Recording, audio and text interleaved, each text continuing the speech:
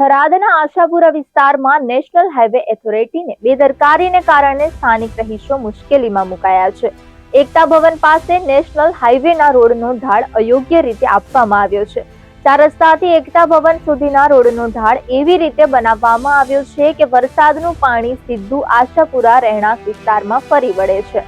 સ્થાનિક રહીશોના જણાવ્યા મુજબ આ વિસ્તારમાં આજુબાજુની અન્ય સોસાયટીઓનું પાણી પણ ભેગું થઈને આવે છે.